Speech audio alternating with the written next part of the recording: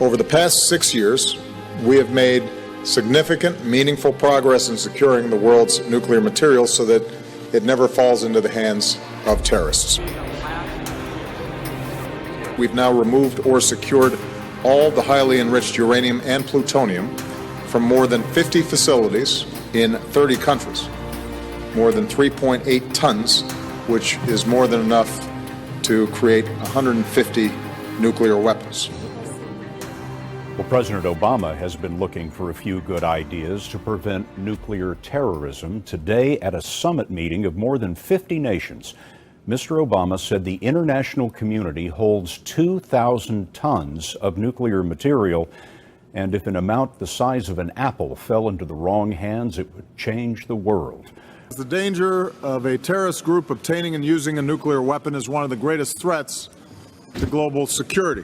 President Obama warned world leaders that groups like ISIS, which has already used chemical weapons, could have larger ambitions. There's no doubt that if these madmen ever got their hands on a nuclear bomb or nuclear material, they most certainly would use it to kill as many innocent people as possible.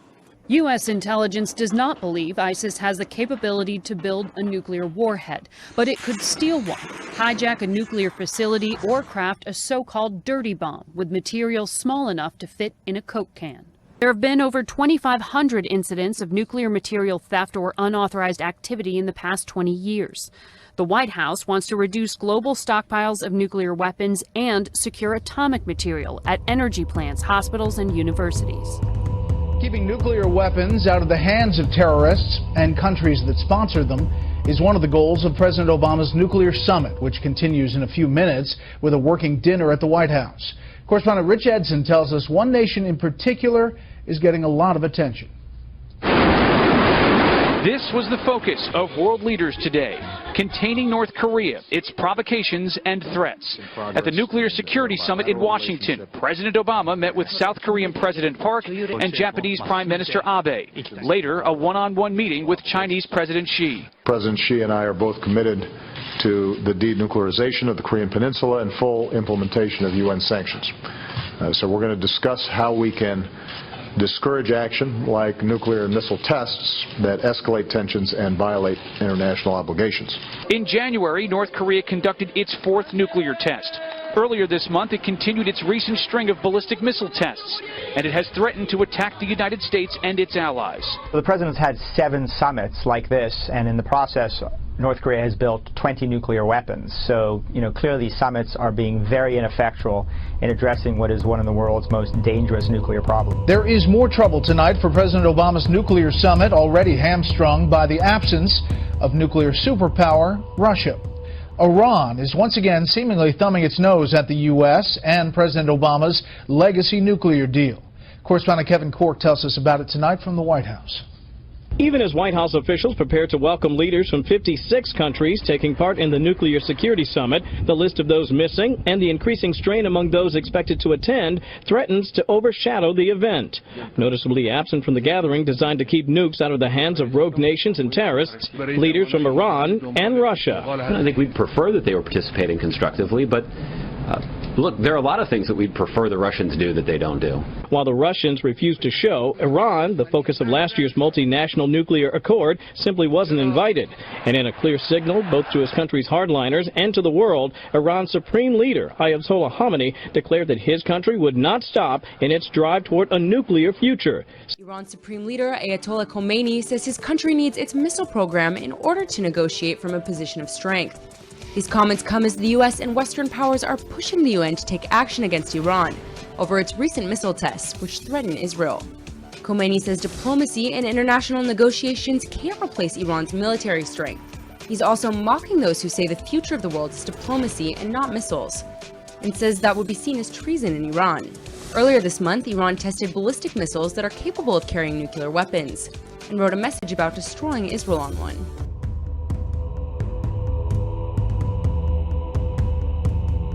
Moving on, Russia says Iran's recent ballistic missile tests do not violate a UN resolution adopted last July. That of the Russian Foreign Ministry's Department for Non-Proliferation and Arms Control says that the UN resolution 2231 does not ban the test. The comments came in response to a report that the United States and its European allies are pushing for UN measures against Iran over the missile launches. The four countries claimed that the recent missiles tested by Iran are, quote, inherently capable of delivering nuclear weapons.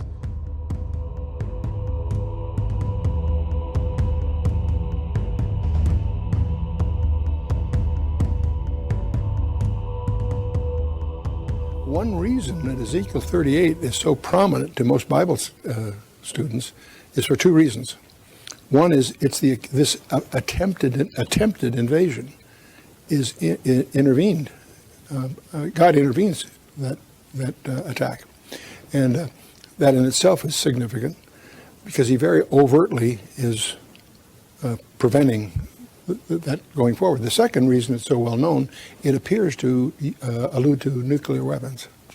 When you get to chapter 39, which is the cleanup after the battle, you discover that they wait 7 months before entering. Oh, first of all, there are hailstones of fire and all these cosmic things happening. But then they hire professionals to clear the battlefield. They wait 7 months before entering the battlefield. Then they take 7 months to clear the battlefield. And the Holy Spirit even adds something in chapter 39.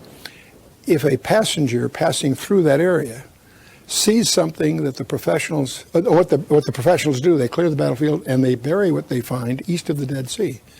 Read that downwind. And if somebody passing through that area sees something the professionals have missed, he doesn't touch it. He marks the location, lets the professionals deal with it. You know, that is very contemporary procedures. Anybody that's been briefed in nuclear, biological, chemical warfare knows the drill. And so that kind of language in Ezekiel 39 catches your attention. Because again, see, my premise is there's nothing in there accidental. Everything in there is deliberate. And I think that, to me at least, I infer that we're talking about very contemporary weapons technology.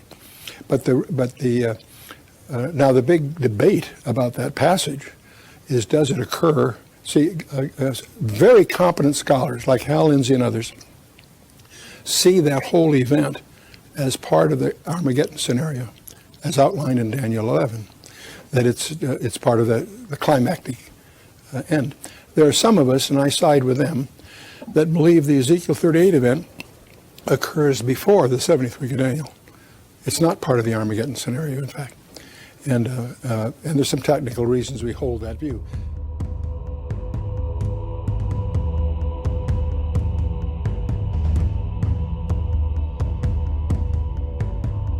Something was lost in the translation, but recently Russian President Vladimir Putin seemed to indicate he was beginning a major withdrawal of his forces from Syria. National Security Correspondent Jennifer Griffin at the Pentagon tonight says Putin is actually bringing in more firepower.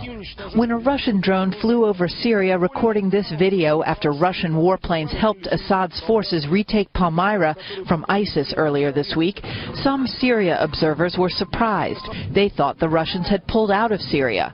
That's what Russian President Vladimir Putin promised last month. I ordered the Ministry of Defense as of tomorrow to start the pullout of the main part of our military grouping from the Syrian Arab Republic. Not so, according to the Pentagon. Russia has kept all of its 18 attack helicopters, sending in more advanced helicopters like these Mi-28 Havoc. The Russians, they are bringing a lot of their more advanced equipment to the battlefield. Helicopters, armored vehicles, and fixed-wing aircraft as well. The U.S. military says none of the Russian tanks, artillery, or missile systems have been pulled out, nor a significant number of Russian troops. They still retain significant capability in Syria.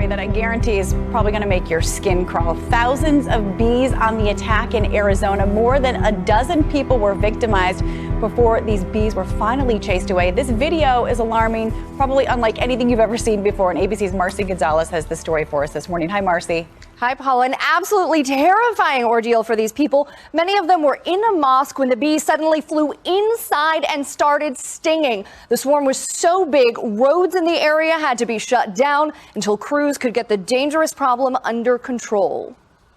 They're swarming all in there. Chaos in Arizona when 20,000 bees sent worshipers running through the streets, desperately swatting away an attacking swarm outside of this Phoenix mosque. There was a number of people there. We're at this church. There's people at a bus stop, people walking, so we're going to have a whole bunch of them. More than a dozen people in the area stung by the bees after they started swarming. The dangerous pests even flying into the building. Yeah, I could see a bunch of them in that room where that door was open. They start to attack us, and then I run away. Firefighters rushing to the scene, keeping the enraged bees at bay by spraying the area down with a special foam that helps calm the insects. Victims covering up with blankets and jackets as they try to escape the angry swarm.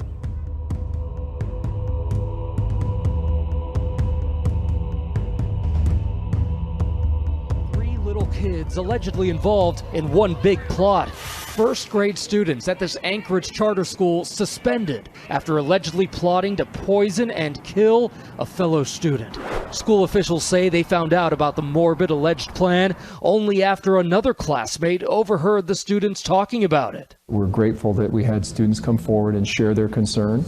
According to police, the young girls plan to put silica gel preservation packets from their lunchtime food bags into another student's lunch. The students believing the packets were poisonous. They're marked with do not consume warnings. They're actually non-toxic, but the tiny beads do pose a choking hazard. We also will talk to students about where they learned this and do they recognize the seriousness of their comments and their actions. Now to the index of other news and the CIA accidentally leaving explosive material on a school bus. Students in Loudoun County, Virginia, riding that bus 2 days this week before the discovery was made under the hood of the bus. CIA canine units had been using the school bus during a training exercise. Tonight, a Virginia state trooper is fighting for his life after a gunman opened fire at a Greyhound bus station in Richmond. What started out as a standard police training program quickly turned into a deadly rampage at the Richmond Greyhound bus station. Trooper Chad Durmeyer, a former Marine, seen here at his police academy graduation in 2014, was taking part in the drill, which tests police officers scouting for suspicious activity at public transit sites. Just seconds after he approached a man inside the doors of the station, that man pulls a gun and opens fire, shooting Durmeyer at close range multiple times. All units be advised, we have an active shooting. As two other troopers began firing back, two female bystanders hit in the hail of bullets. This man was like, get down, threw me to the ground. He's like, crawl, crawl. The shooter retreats to the terminal's restroom. As soon as I came out the bathroom, he started shooting. Taken to a hospital, that suspect dies of his wounds. An FBI SWAT team descends on the scene, sweeping it to make sure there is no other threat.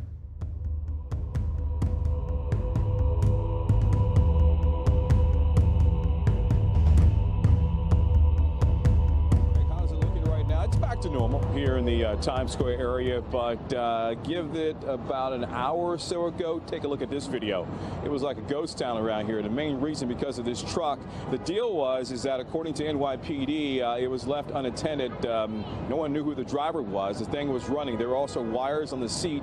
It had Georgia plates, but that truck was traced back to the Brooklyn area. Police right now are questioning the driver of that vehicle, but that was enough for the NYPD to get real serious about it and clear out this section of Times Square. We're talking about 7th and 46 around Broadway. That all basically telling people to get the heck out of here. You know what? This all happened about good 6 hours right before this. This is when the Port Authority had to evacuate part of the South Wing. This after a package was found there with the words Ukraine on it. Although law enforcement getting serious again, saying, you know what, they'd rather be safe than sorry, and told people to get the heck out of there. And that was a forced evacuation. They gave the all clear on that. Back here to Times Square, the people were really serious about what they're hearing from law enforcement. When law enforcement said move, that's exactly what they did. heading down 46 and they diverted everyone off of this section. So we went around and we got the further end of 46 and went to dinner. But we saw people kind of in a frantic move. So we thought they were running. They were running? Yeah, they were moving quick. People were moving very quick.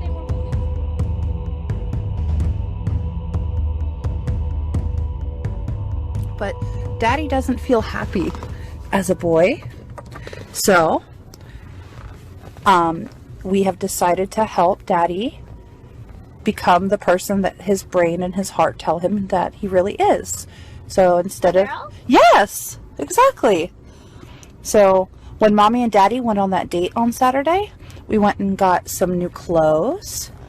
And we got like all new girl clothes, and we got Daddy some makeup. And now Daddy's going to wear some makeup and wear girls' clothes and maybe grow Daddy's hair out. So what do you think about all of that, baby? Good. Are you okay with it? Yeah. You know that Daddy's still going to be the same person and still going to be your daddy forever? Yeah. And what do you think of Daddy's new name? You like it?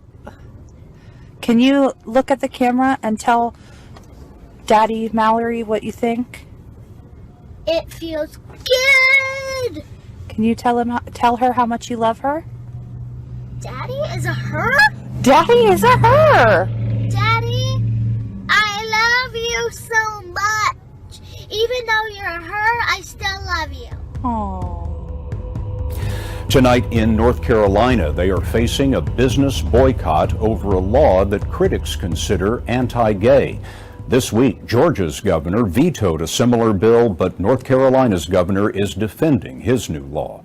Protesters spilled into the streets of Raleigh last night. More than 80 business leaders released a letter yesterday calling for a repeal of the measure. They include Facebook's Mark Zuckerberg and Apple's Tim Cook. North Carolina's largest corporation, that's Bank of America, also tweeted that it wants a repeal. Mark Strausman is at the state capitol in Raleigh with a standoff dividing North Carolina's leaders. Mark, good morning. Good morning. Ever since this became law exactly a week ago, calls to repeal it have grown. But the law's chief defender, the state's governor, insists the real issue is privacy rights and calls criticism a vicious nationwide smear campaign. North Carolina has been the target of a vicious nationwide smear campaign. North Carolina Governor Pat McCrory is digging in as calls to reverse the state's new law grow louder. With last week's approval of House Bill 2, North Carolina passed legislation that prohibits local governments from creating their own ordinances to protect the gay and transgender community. It also requires transgender people to use only restrooms and locker rooms that match the gender on their birth certificate. The state's Attorney General, Roy Cooper, has refused to defend it. Not only is this new law a national embarrassment, it will set North Carolina's economy back. When you are the state's lawyer, you are a lawyer first and a politician second. Hours later, Governor McCrory took aim at Cooper, his opponent in the state's governor race this year. He can't select which laws he will defend. Several activist groups filed suit against the state on Monday, saying the law violates the most basic guarantees of equal treatment. This law is simply about discrimination. James Essex is with the American Civil Liberties Union, one of the suit's plaintiffs. The country is responding to this new law by saying we don't support discrimination against anybody, including LGBT people. That's the direction America is moving in, and it's really disappointing to see North Carolina go the other way. The Centers for Disease Control and Prevention warns that the Zika virus in the U.S. could spread much farther north than previously thought. The CDC originally focused on the southeast when it looked at the location of the mosquitoes that carry the virus, but the new guidance shows that the two species have a far greater range that could stretch to big cities like New York and San Francisco. A new lawsuit is challenging the Food and Drug Administration for approving a type of genetically engineered salmon. The lawsuit brings together a group of environmental, commercial, fishing, and consumer groups in opposition to what's been dubbed Frankensalmon. What is your goal in filing this suit against the FDA? What's remarkable about this, I understand, is that they will not even require the salmon to be labeled, correct? That's true. I think one of the most important things to keep in mind, too, is that This is the first time any country has ever approved a genetically engineered animal for food. And as you mentioned, another issue is that the Food and Drug Administration is allowing the labeling to be voluntary rather than requiring mandatory labeling. Another U.S. city is being rocked by water contamination, this time due to fracking. A study from Stanford University shows fracking and other oil and gas operations have contaminated the groundwater in Pavilion, Wyoming. These findings raise concerns about possible water pollution in other heavily fracked communities on the West Coast. Here's RT's Ashley Banks. Pavilion, Wyoming, a city that has been a flashpoint in the national debate over the potential impact of fracking on drinking water, is one of the first cities to discover contamination within its water source. According to scientists at Stanford University, as early as the 1990s, when oil and gas development was booming in the area, residents began complaining of tainted drinking water. And in 2011, the EPA released a draft study indicating oil and gas contaminated the town's water. However, after criticism from the fracking industry and Wyoming politicians, the EPA shut down its investigation in 2013, turning over its findings to state regulators. The state then published a study saying so far it has found no proof of contamination. However, in 2016, Stanford University researchers conducted a study finding that the water in Pavilion, Wyoming has been contaminated. Well, Uganda has drafted a law to jail parents who decline to immunize children below the age of 5. Many myths surround immunization in Uganda. Some parents claim it causes severe disabilities in children. A door-to-door polio vaccination campaign has started in Uganda. All children below the age of 5 are getting the dose. But some parents are not interested. I do not want to immunize my child because I have heard of cases where children were immunized with an expired drug and it caused disability. Health officials are trying to encourage as many parents as possible to embrace vaccination.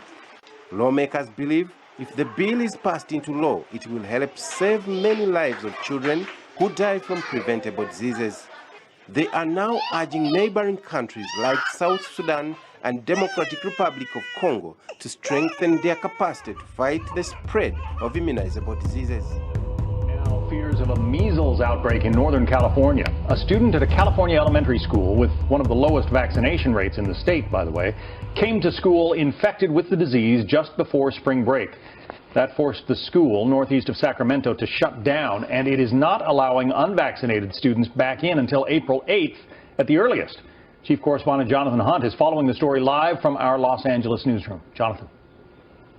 John, officials are fighting to prevent what is so far one case of measles becoming a major outbreak of the highly infectious virus in Northern California. And that's not easy, preventing it in a charter school where almost half of kindergartners are not vaccinated because many parents simply don't believe vaccinations are safe. You need to do a lot more research on what these additives are doing. That's the reason that these parents are deciding not to vaccinate, not because they don't want their kids protected. Of course not. Of course they want that to happen. But school officials say they can't take any chances, and unvaccinated children will not be allowed back into the Yuba River Charter School until at least April 8th. The Liberian government on Friday confirmed a new Ebola case traced to a 30-year-old woman. A statement from the Ministry of Health said a woman was taken to the Redemption Hospital Thursday evening and died on arrival.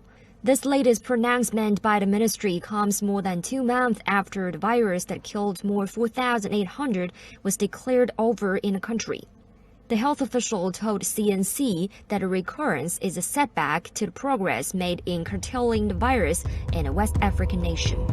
In the southeast this evening, at least 13 million people are facing the threat of flash floods and tornadoes. Here's Mark Strassman. Driving rain in Warner Robins, Georgia, left some streets looking more like high seas. I've never gone through that before. Residents like 81-year-old Shirley Polini were making breakfast when trees started cracking and falling on houses. You can replace a house, but you cannot replace a person. According to the National Weather Service, winds topped 80 miles per hour this morning, powerful enough to flip this 18-wheeler. A pair of tornadoes whipped up in other parts of Georgia, leaving a trail of torn-off rooftops and twisted debris. In Louisiana, heavy rain caused flooding ankle-deep in parts of New Orleans. There it is. Last night, there were reports that 5 tornadoes had swept across Indiana, Georgia, Alabama, and Mississippi. It's getting bigger. After a twister touchdown in Lowndes County, Mississippi, emergency workers were forced to respond by foot, weaving around toppled power lines and trees blocking roads. 50 homes near New Hope were damaged, but no one was hurt. Randy and Jenny Lawrence feel guilty because 2 of their trees landed on their neighbor's house. They're such wonderful people, and I would have given anything for these trees to have fallen on our house instead of theirs. Heavy rain in Peru has led to the deaths of at least a dozen people and seriously affected thousands of others. Forecasters say the country is experiencing the heaviest rains and highest temperatures in 2 decades due to this year's El Nino weather phenomenon. A lorry driver is rescued from atop his truck as a swollen river threatens to drag him to near certain death. Thousands of passengers and hundreds of trucks carrying fruit and vegetables to the capital were left stranded as rivers broke their banks along Peru's central highway. Floods have battered Peru's coastal region, where 3/4 of the population live. Later than expected, the El Nino phenomenon has arrived with a vengeance. In terms of climate statistics, as long as we have reliable statistics in Peru for the last 60 or 70 years or so, this El Nino is ranked number 3 in both temperature anomalies and rainfall anomalies. In other words, weather conditions linked to this El Nino have caused the heaviest rains and hottest temperatures in 2 decades. The weather phenomenon caused by the warming of sea surface temperatures in the Pacific has also caused drought in the country's southern highlands. Drought is lingering in Southeast Asia. Now, farmers are struggling in Thailand as reduced water for irrigation has hurt agriculture, particularly rice cultivation. With less rain expected this year because of El Nino, the government has implemented drought mitigation measures. They call on farmers to stop irrigating paddy fields to save underground water and encourage them to grow other plants such as potatoes, mushrooms, and corns, which use less water. 2 earthquakes hit central Oklahoma overnight, according to the U.S. Geological Survey. A 4.2 magnitude in Logan County, followed by a 4.1 magnitude in the same area just a few hours later.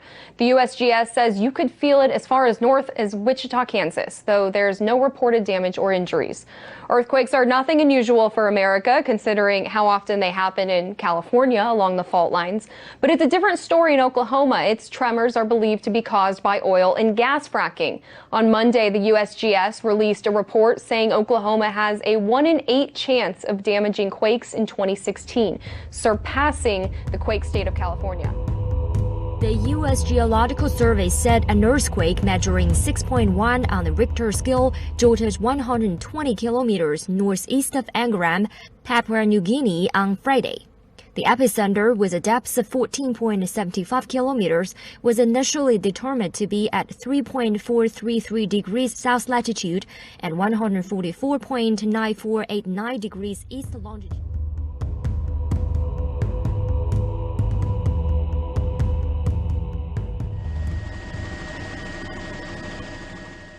Residents that were evacuated, they're not very happy about all this. They were told right about after between 9 and 10 this morning. And if you take a look at where the hole is, there used to be a fence that separated the area where you can see the mobile homes. The hole right now is approximately 60 feet wide and 35 feet deep. And we're told that crews were actually out here yesterday working on a smaller sinkhole right there, trying to shore it up.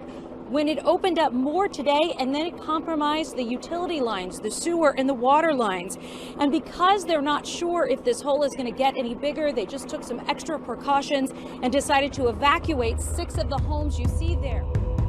A farmer in South China's Guangxi Autonomous Region suffered heavy losses after a sinkhole appeared in his fish pond. The incident occurred in Guiping City at about 4 a.m. on March 24th, when water levels at a pond were seen falling at a dramatic rate. At around 9 a.m., the pond almost completely drained, and what's left of the water in the pond was flowing down a gaping hole. The owner of the farm says he lost about 25 tons of fish.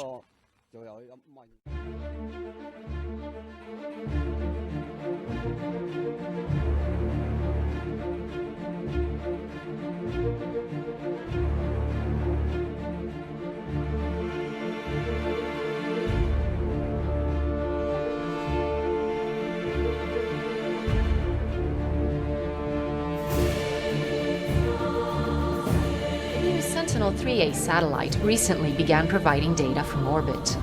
This very early image, recorded on March 3, 2016, takes us over the River Nile and Delta and the surrounding desert areas of Northeast Africa and parts of the Middle East. Very distinct is Egypt, a country connecting Northeast Africa with the Middle East, home to millennia-old monuments still sitting along the lush Nile Valley. In the center of the image, capital city Cairo, with the Nile snaking northwards, is clearly visible.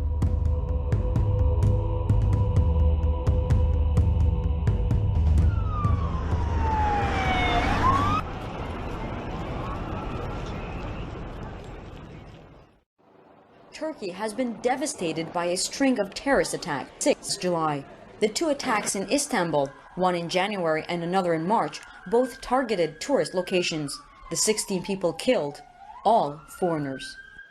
This is one of Istanbul's touristic hotspots on the Bosphorus Strait. It is usually crowded with locals and foreigners all year round.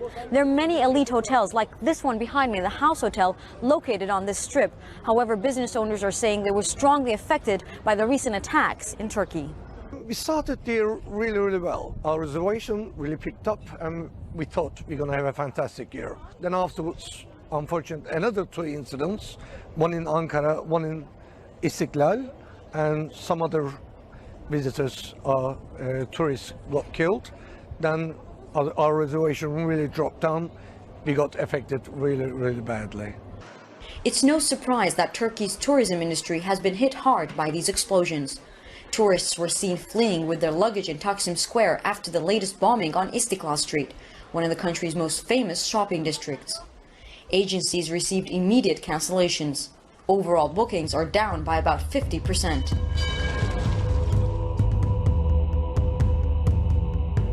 British intelligence is tracking more than 50 jihadis, reported to be planning more than 20 terror attacks against the United Kingdom. Coming after the attacks in Brussels and Paris, a report in the Sun newspaper shows that the Islamic State wants to prove it can strike any major capital, and it has authorities playing catch-up. This is the most serious terrorist threat we've faced in Europe for at least a decade. And even in the last 6 months, I think, we're faced by a determined new strategy by Islamic State to take the fight to Europe, to our streets, with a more aggressive form of international terrorism.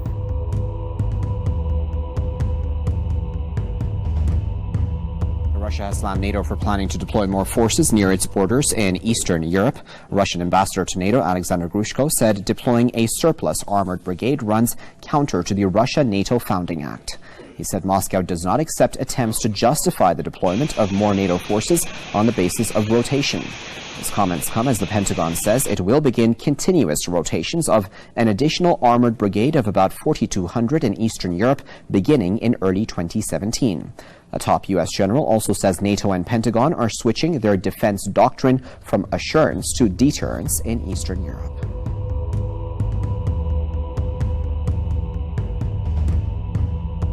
Some 30 tanks were involved in the drills at a training ground in the southern Volgograd region. Tank crews spent 50 hours in the field practicing battle skills, driving through water pits, firing while on the move and hitting several targets simultaneously. And the security situation in parts of eastern Ukraine has deteriorated with increased violence in parts of the rebel-controlled areas in recent weeks, jeopardizing a fragile peace. Meanwhile, the U.S. military says it will step up its troop presence in Eastern Europe by developing an additional armored brigade in response to what it calls an aggressive Russia.